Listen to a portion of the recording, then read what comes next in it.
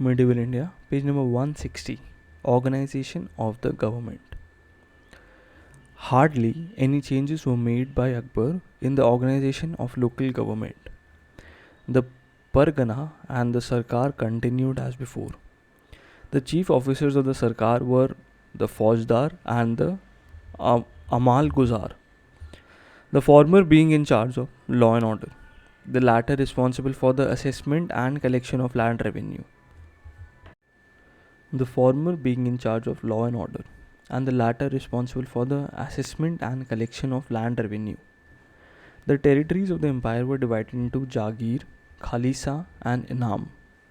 Income from Khalisa villages went directly to the royal exchequer, and the Inam lands were those which were allotted to learned and religious men. Jagirs were allotted to nobles and members of the royal family, including the queens. The Amal Guzar was required to exercise a general supervision over all types of holdings so that the imperial rules and regulations for the assessment and collection of the land revenue were followed uniformly. Only autonomous Rajas were left free to continue their traditional land revenue system in their territories. Even there, Akbar encouraged them to follow the imperial system. Akbar paid great attention to the organization of the central and provincial governments. His system of central government was based on the structure of government which had evolved under Delhi Sultanate. But the functions of the various departments were carefully reorganized, and meticulous rules and regulations were laid down for the conduct of affairs. Thus, he gave a new shape to the system and breathed a new life into it. The Central Asian and Timurid traditions were of having an all-powerful wazir under whom various heads of departments functioned. He was the principal link between the ruler and the administration. In course of time, a separate department, the military department, had come into being. The judiciary had always been separate. Thus, in practice, the concept of an all-powerful wazir had been given up.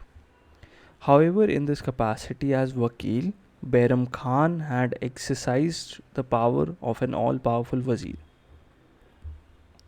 Akbar reorganized the central machinery of the administration on the basis of the division of the power between various departments and of checks and balances. While the post of Wakil was not abolished, it was stripped of all power and became largely decorative.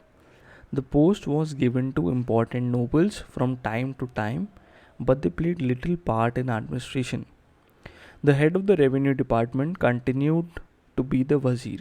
He was not generally a person who held a high position in the nobility.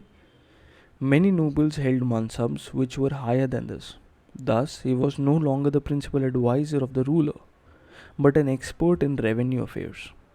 To emphasize this point, Akbar greatly used the title of Diwan or Diwan-e-Ala in the preference of the word wazir.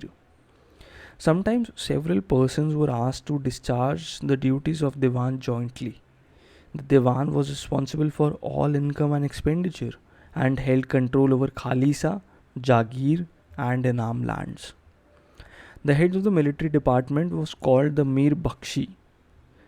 It was the Mir Bakshi and not the Diwan who was considered the head of the nobility. Therefore, only the leading grandees were appointed to the post. Recommendations for appointment to mansabs or for promotions etc. were made to the emperor through the Mir Bakshi.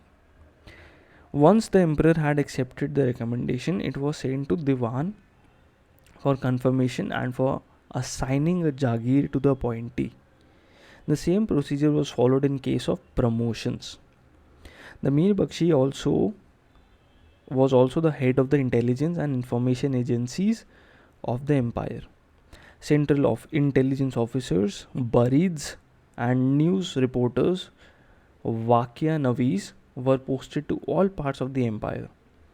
Their reports were presented to the emperor at the court through Mir Bakshi. It will thus be seen that the Diwan and the Mir Bakshi were almost on a par with and supported and checked each other. The third important officer was the Mir Saman. He was in charge of the imperial household, including the supply of provisions and articles for the use of inmates of the haram or the female apartments. Many of these articles were manufactured under the supervision in the royal workshops called karkhanas. Only the nobles who enjoyed the complete confidence of the emperor were appointed to this office. The maintenance of etiquette at the court, the control of the royal bodyguard, etc., were all under the overall supervision of this officer. The fourth important department was the judicial department headed by the chief Qazi. This post was sometimes combined with that of the chief Sadr, who was responsible for all charitable and religious endowments. Thus, it was a post which carried considerable power.